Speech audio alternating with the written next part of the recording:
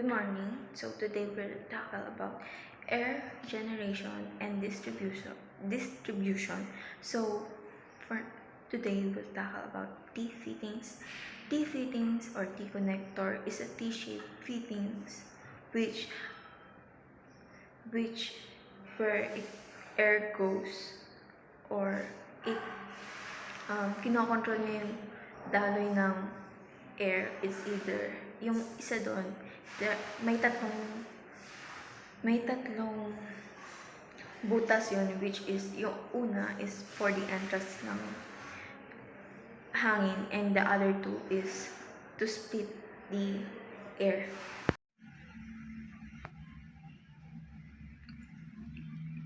Air pressure regulators are pneumatic devices that have a function of reducing air pressure. The purpose of this is to make sure that the air tool gets a smooth and consistent flow of air at the right pressure for its operation. Air pressure regulators help to reduce air consumption and the compressed airways. So in this, we have a variable air pressure regulator, so you can adjust the air pressure setting in real time using the knob at its top. That's all. So, I will now discuss the pneumatic fitting adapter. So, the adapter is used for connecting two dissimilar types of tube or pipe. The adapter has a front and back side, commonly a push-in fitting that is a quick release type.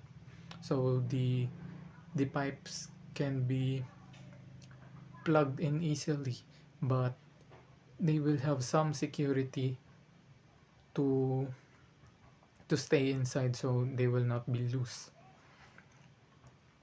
So how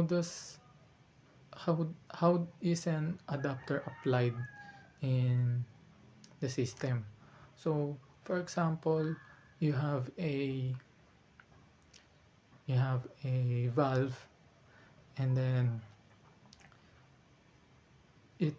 the valve has a threaded to pipe fitting of size 8 tubing. So a size 8 tube can only be connected to that valve. But say you want to connect it to an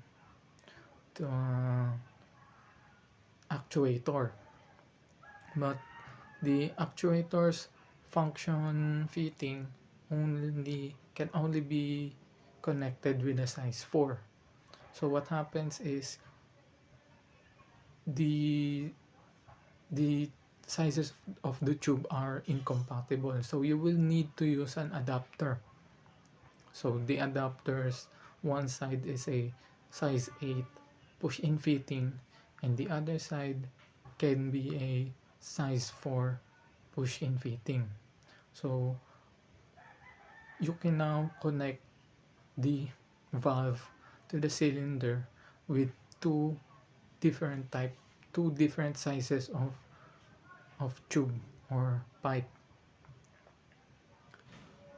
So that's the general use scenario of an adapter, and that's it.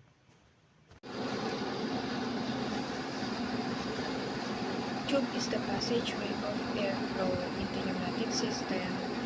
Tube comes in different types such as nylon, polyvinyl chloride, or PVC, polyethylene, and polyurethane tubing.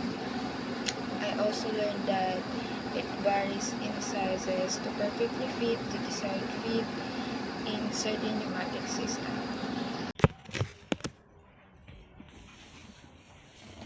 Ang air tank compressor ay isang aparato na ginagamit para i-compress at itago ang hangin sa ilalim ng presyon.